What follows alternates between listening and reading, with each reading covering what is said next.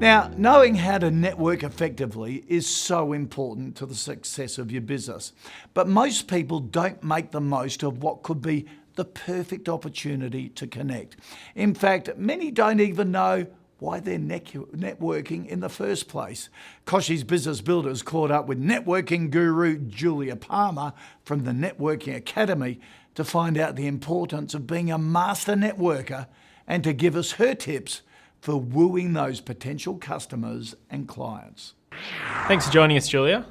So what are the golden rules of networking that small businesses should apply to win more customers?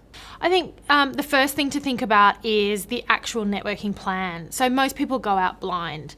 I'd have to say that when small businesses get in touch with me to talk about, how they can be networking better, I often ask them for their marketing plan. And of course they haven't got one, or even their business plan. So I think the critical thing is to get the order right. You actually need to know what your business is looking to do and then have a networking strategy in place to allow that to happen. That way you make sure that you're actually targeting the right places, meeting the right people, which is going to lead to the right connections. And how do you create visibility amongst potential contacts and stay front of mind with existing contacts? In terms of staying top of mind afterwards, what you actually need to do is start investing in that relationship. And what we help people do is what's called a touchpoint plan. So it's a combination of online and face-to-face, points or touch points. So things like emails and follow-ups and gifts and notes and cards, ways to really pop up in their world when they least expect it, and making sure that you're remembered when, of course, you want to develop that relationship. So remembering that they're really two-way relationships. There's nothing worse than meeting someone once and then them coming back to you for something, and everyone says that keeps happening to them, especially now with online. I think people are just using it as a kind of direct networking method, which doesn't really work. And when should you chase contacts up? Our advice is actually to follow up within 72 hours. And the time that you follow up is going to be really reliant on the duration of the actual event. So let's say it was a 2-hour event, well then please follow up the next day or even the morning of the day after. If it was a 4-day event, like a big congress or a national conference, then you're probably looking at that 72 hours to make sure people have got back and been able to kind of get on top of things before you appear. And looking across the digital space, is there an optimum balance to achieve to have the greatest impact between traditional methods and online methods? Yes, I think the word there is definitely balance. I think with online being so popular, people have just jumped right in and just tried it. And I'm not sure if they're understanding how to use it as part of an overall networking strategy.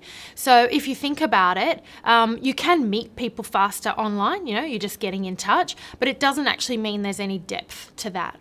At the same time, you can obviously meet people networking, and then you can use online to keep deepening that. So the idea is actually to think about, okay, what do I want from this relationship? So it goes back to your original question and having a plan, and then knowing when to actually, be visible and pop up. So balance is good, but I'd have to say that technology is not a relationship. It's just a communication method. So just be careful there what you're doing, because people tend to shy away from the traditional now that there's online, and I definitely say that you need a balance of the two. And what's the minimum a business should be doing?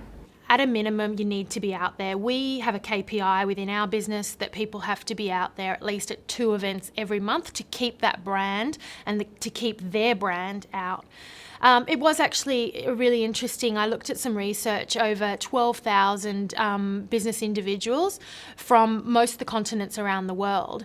And it found that those people that said that networking has been key to their success actually networked for just over 6 hours a week. So I know that seems high, but if you think about networking as an activity, it's your actual attendance, but it's also all the things you're doing outside of that. So you're planning, your follow-up, etc. So I think the really important thing there is to actually be visible, to be out there, and of course to align it. I can't stress enough how if you just show up to things here and there, you're not going to see the outcomes, you're not going to get the right relationships because you haven't thought about where you need to be when. And how can small businesses be smarter with their networking, do more with less? So it seems to be the mantra at the moment, more with less. And here's the really exciting thing. Some other research that I was looking at actually showed that traditional networking led to more business development for small businesses than any other form of marketing. So, of course, what we need to be doing is thinking about putting those hours in and putting that time in. But like I say, if we're not at the right place, then we're not going to get the right connections, so therefore we're not going to see the return. I think the other thing that we really need to focus on is knowing what you want, but also being patient about that outcome. See, the entire world is filled with buyers and sellers. That's how we operate. And the whole idea of networking is being able to meet potential buyers and obviously sellers. So there has to be a right time for when that person's going to engage with you. And so networking is the start of the relationship. It's not necessarily the end. So let's not look for a deal or a transaction or a sale. Let's actually look for a relationship so that we can develop it over time and make sure that, we're there when they need us. Thanks for joining us, Julia. Thank you.